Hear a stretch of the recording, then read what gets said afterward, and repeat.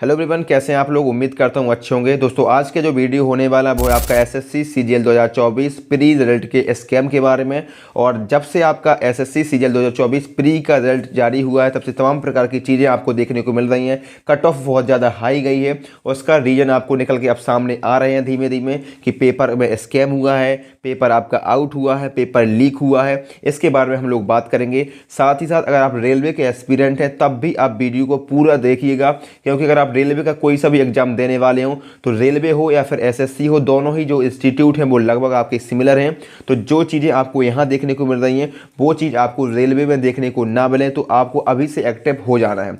अब बात करते हैं कि कैसे पता चला कि भैया एसएससी सीजीएल 2024 के पेपर के बारे में शंका कैसे। अभी मैं आपको 100% श्योरिटी नहीं बता रहा हूँ कि पेपर में स्कैम हुआ है, लेकिन हाँ 99.99% पेपर में काफ़ी सारी गड़बड़ी हुई है। अब मैं ये नहीं कहता हूँ कि एसएससी ने गड़बड़ी की है। अब मैं आपको एसएससी को इस बारे में बताना चाहता हूँ। अगर वीडियो को आप लोग शेयर करिएगा, हो सकता है जो गलतियां अब आपको पकड़ में आ रही हैं वो एसएससी को पता ही ना हो, और एसएससी अब इस बारे में सुधार एसएससी को खुद करना चाहिए। आपने देखा होगा मेरे भाई, 2024 के बारे में बात करें, 2024 में 17,700 के लगभग आपकी टोटल पदों की संख्या थी, जिसमें बहुत ज़्यादा कंपटीशन आपको देखने को मिला। 2023 के जो स्टूडेंट थे, सिलेक्टेड स्टूडेंट थे, उन लोगों ने भी इसमें आवेदन किया, और 2024 के स्टूडेंटों ने तो आवेदन किया ही किया। जब इसका फॉर्म अप्लाई होते हैं तो बड़ी संख्या में लगभग 35 से 40 लाख लोगों ने आवेदन किया था। कंपटीशन बहुत तगड़ा था और प्रत्येक वर्ष आपका कंपटीशन बढ़ता जा रहा है। अब बात करें जो रिजल्ट आता है तो कट ऑफ इसकी कितनी जाती है, कट ऑफ जाती है 153 जनरल कैटेगरी से। इसी प्रकार से दूसरी कैटेगरी की भी थी। अब सोचिए 153 नंबर कट ऑफ जाती है 200 में से, तो कितना ज़्यादा आपका कट ऑफ चली जाती। इतनी ज़्यादा आज तक एसएससी के इतिहास में इतनी ज़्यादा कट ऑफ आपको देखने को कभी नहीं मिली। और पिछली बार का मैं बताऊं 2023 में आपकी 8,000 वैकेंसी थी, लगभग 8400 की समथिंग वैकेंसी थी। उसमें आपकी जो कट ऑफ थी वो 150 थी, यानी कि 150 कट ऑफ थी आपकी 8,000 वैकेंसी में। और इस बार जो वैकेंसी की संख्या थी वो लगभग डबल थी, यानी कि 17,700 वैकेंसी थी। और मतलब अब वैकेंसी की संख्या बढ़ी है तो कट ऑफ आपकी कम होनी चाहिए थी, या कट ऑफ बराबर भी हो सकती थी, लेकिन कट ऑफ भी बढ़ गई है। अब कट ऑफ बढ़ने के क्या रीज़न है। पहली चीज़ तो आप जानते हैं नॉर्मलाइजेशन। नॉर्मलाइजेशन में क्या होता है कि भैया किसके 8 नंबर बढ़ गए, किसी के 10 नंबर बढ़ गए, किसी के 12 नंबर बढ़ गए, किसी के 20 नंबर तक बढ़े थे 2019 की बात करें तो इसमें कोई भी इसका फिक्स पैटर्न क्यों नहीं है, पता नहीं भाई किस फार्मूला से निकालते हैं। ऐसे तो तमाम प्रकार के फार्मूला आपके लिए एसएससी ने बताए हैं, लेकिन इसका कोई निश्चित अपडेट नहीं है, निश्चित फार्मूला नहीं है, निश्चित तरीका नहीं है कि किसके नंबर बढ़ेंगे, किसके नंबर घटेंगे। सोचिए जिसका 130 नंबर था उसके नंबर बढ़ के 155 हो गए, जिसके 150 नंबर थे उसकी घट के 140 नंबर ही बचे, तो उसका सिलेक्शन नहीं हुआ।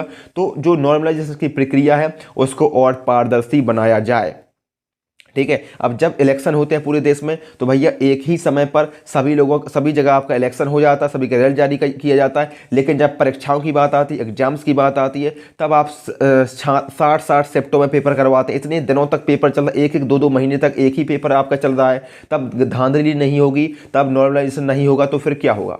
तो इसीलिए अब तमाम जगह पर, चाहे आपका यूपी का इलाहाबाद हो या फिर आपका बिहार का पटना हो या जो भी आपकी जगह हो, तमाम जगह पर आपका आंदोलन चल रही है। और वो आंदोलन सिर्फ और सिर्फ आपका नॉर्मलाइजेशन को लेकर है। अब सोचिए सरकार कितनी नाकारी है भाई, कि एक छोटे से मुद्दे को लेकर हम स्टूडेंटों को रोड पर उतरना होता है, रोड पर लाठी खानी होती है। साथ में बड़े बड़े टीचर्स भी सपोर्ट करते हैं, टीचर भी लाठी खाते हैं, टीचर को भी जेल होती है। सोचिए कितना भ्रष्ट तंत्र है मेरे भाई, कि हमारा ही देश है और हम ही अपनी मांगों के लिए देश में आंदोलन कर रहे हैं, लाठियां भी खा रहे हैं। इतनी ज़्यादा सरकार नीचे गिर चुकी है, ठीक है। तो वो मुद्दा आपका अलग है, लेकिन जो हमारा मुद्दा था कि एसएससी में भाई नॉर्मलाइजेशन की हुआ है। और सबसे बड़ी बात कि एनालिसिस भी होना इस बार बंद हुआ है। और इसका जो श्रेय मैं आपको दूंगा, सबसे ज़्यादा श्रेय जाता है हमारे माननीय अभनय सर। अभनय मैथ्स आप जानते हैं अभनय शर्मा सर को, इन्होंने सबसे पहले इस मुद्दे को उठाया था कि एसएससी को एनालिसिस करना बंद करना चाहिए। जब इन्होंने इस मुद्दे को लेकर के वीडियो बनाए तो तमाम प्रकार से वीडियो बने, काफ़ी सारे लोगों ने वीडियो भी बनाए, और एसएससी ने एक नोटिस जारी किया कि एसएससी के किसी भी पेपर को आप किसी भी सोशल मीडिया प्लेटफॉर्म पर एनालिसिस नहीं कर सकते। अब सोचिए एनालिसिस होना भी बंद हुआ, फिर भी कट ऑफ इतनी ज़्यादा चली गई। फिर भी किसी ने ज़्यादा इस पर मुद्दा को गर्म नहीं किया। लेकिन जब से आपने कुछ इस प्रकार के स्क्रीनशॉट देखे होंगे, आप देखेंगे कि पेज नंबर आपका 908 पर इस प्रकार की पीडीएफ आपको देखने को मिलेंगी। एक ही सेंटर के सारे लोग हैं, आप देख रहे हैं। इनके जो रोल नंबर को आप देखिएगा, एक एक दो दो अंक का आपको अंतर देखने को मिलेगा। यानी कि लाइन से सभी लोग सेलेक्ट किस प्रकार से होते जा रहे हैं, मुझे ये चीज़ समझ में नहीं आ रही है। 30 से 35 लाख लोगों ने आवेदन किया था, लगभग इतने लोग आपको पेपर देने के लिए गए थे। इसमें से इतनी ज़्यादा आपकी कट ऑफ गई है, 153 नंबर कट ऑफ गई है। मतलब कि लाखों में, हजारों में कुछ ही लोग आपके सिलेक्ट हुए हैं। अब इतना ज़्यादा कंपटीशन, इतने कम लोग सिलेक्ट हुए, लेकिन एक ही सेंटर के सभी लोग सिलेक्ट किस प्रकार से हो गए, यहाँ पर आपका जांच का विषय है। एक ही सेंटर के एक ही रूम के लोग हैं, आपको रोल नंबर से क्लियरली समझ में आ रहा होगा। अब मैं ये नहीं कहता हूँ कि एसएससी ने खुद किया है, लेकिन एसएससी को हो सकता है इस बारे में पता नहीं है। तो एसएससी को इन बारे में, इन मुद्दों पर जांच करनी चाहिए और बिल्कुल पारदर्शिता के साथ इनके नंबर भी बिल्कुल जारी करने चाहिए। इनके ही नंबर नहीं, सभी लोगों के नंबर जारी करने चाहिए। किसी के भी नंबर हैं, अब आपको किसी के नंबर आप देख नहीं सकते। पहले ऐसा होता था कि एसएससी में आप सभी के नंबर देख सकते थे, लेकिन अब ऐसा हो गया कि एसएससी का कोई भी रिजल्ट आता है, आपको रोल नंबर देखने को मिल जाएगा, आपको नाम देखने को मिल जाएगा, लेकिन आपको किसी के नंबर देखने को नहीं मिलेंगे। तो इस प्रकार की पारदर्शिता बिल्कुल भी मंजूरी नहीं है। आपको बिल्कुल पारदर्शी होना पड़ेगा, आपको पूरे नंबर दिखाने पड़ेंगे। और एक ही सेंटर के सभी लोग सिलेक्ट कैसे हो सकते हैं मेरे भाई? मैं ये नहीं कहता हूं कि भाई सिलेक्ट नहीं हो सकते, सिलेक्ट हो सकते हैं, लेकिन एक दो लोग लगातार सिलेक्ट हो सकते हैं। एक दो लोग, यानी कि रोल नंबर जिसका एक हुआ, जिसका उसके बाद का हुआ, वो भी सिलेक्ट हो सकता है। ऐसा पिछली बार भी हुआ है। पिछली बार भी कोई भी एग्जाम आता है, किसी भी एग्जाम की पीडीएफ आती है, आप देखेंगे, लेकिन एक दो लोग तो सिलेक्ट होंगे लगातार। लेकिन इस प्रकार से एक ही रूम के सभी लोग सिलेक्ट नहीं हो सकते मेरे भाई। किसी भी दशा में इस प्रकार का कुछ भी नहीं हो सकता है। तो ऐसे मुद्दे आपके जांच के विषय हैं। यही मेरा कहने का मतलब है कि कुछ ना कुछ गड़बड़ी उनकी हुई है।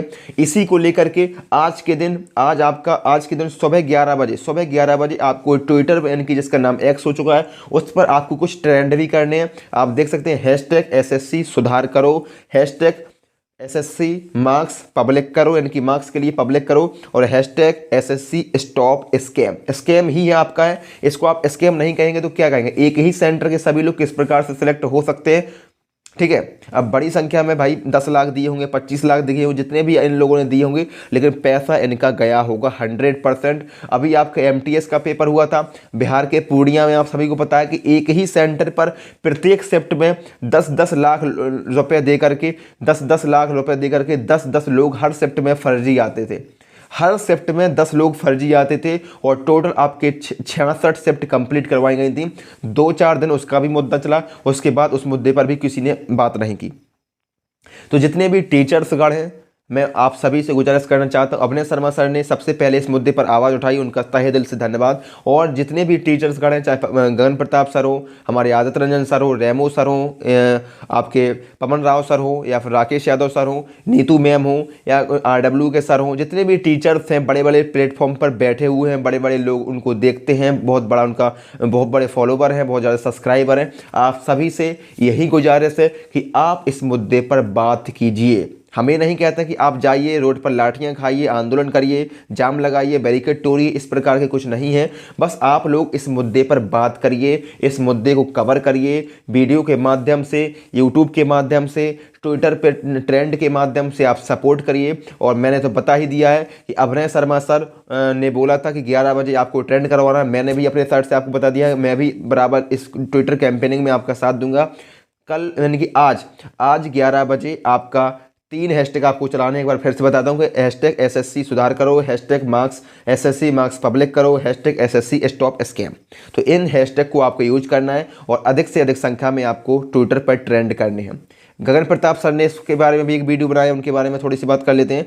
गगन प्रताप सर ने अच्छा वीडियो बनाया, लेकिन उन्होंने स्कैम के बारे में कोई भी बात नहीं की। वो भी जानते हैं कि अगर वो स्कैम के बारे में बात करेंगे तो तमाम प्रकार के स्टूडेंट ऐसे होंगे जिनको लगेगा कि एसएससी में स्कैम हो रहा है, हमें एसएससी की तैयारी नहीं करनी चाहिए, हम लोग एसएससी के फील्ड से हमें बाहर हो जाना चाहिए। तो तमाम प्रकार के जो लोग होंगे वो यहाँ से चले जाएंगे, इसलिए इनका मार्केट कम हो जाएगा। सर मुझे ऐसे बोलना तो नहीं चाहिए, लेकिन आपने प्रॉपर एक वीडियो बनाया 30 मिनट का, 30 मिनट का आपने पूरा प्रॉपर वीडियो बनाया है। उस वीडियो में आपने सिर्फ 1 से 2 मिनट इस प्रकार की बात की कि हो सकता है कोई गड़बड़ी हो सकता है कोई गड़बड़ी हो सकता नहीं सर, होगी 100%। जब एक ही आपके सेंटर के एक ही क्लास के सारे लोग आपको देखने को मिल रहे हो तो फिर ये जांच का विषय नहीं है, तो फिर क्या है? ठीक है, आपने तमाम प्रकार के फैक्टर बताए कि इस वजह से कट ऑफ आपकी बहुत ज़्यादा बढ़ गई है, टीचर्स अच्छी आ गए हैं, कंटेंट अच्छा मिलने लगा, यूट्यूब अच्छा आ गया है, तमाम प्रकार की चीज़ें आपने बताई। वो चीज़ अपनी जगह पर सही है, लेकिन कुछ ना कुछ गड़बड़ी अवश्य है। इसके बारे में आप लोग सपोर्ट करिए बड़ी संख्या में, और जितने भी टीचर्स हैं सभी लोग सपोर्ट करिए, और वीडियो को आप लोग ज़्यादा से ज़्यादा शेयर करिएगा, वीडियो को लाइक करिएगा, चैनल को सब्सक्राइब करिएगा, और बड़ी संख्या में ट्विटर पर आपको आज 11 बजे से लेकर के सपोर्ट करना है मेरे भाई। और वीडियो इन्फॉर्मेटिव लगा हो तो ज्वाइन करना, सब्सक्राइब करना, फॉलो करना। तब तक के लिए आपका बहुत बहुत धन्यवाद। और एक बार सबको कमेंट बॉक्स में लिख देना, सबके मेरे साइड से और आप सभी के साइड से बहुत बहुत धन्यवाद। हमारे सबसे प्यारे अभिनय शर्मा सर, आप हमेशा स्टूडेंट के लिए सबसे पहले आवाज़ उठाते हैं और पूरी ताकत के साथ आप आवाज़ उठाते हैं। बहुत बहुत धन्यवाद सर, थैंक यू।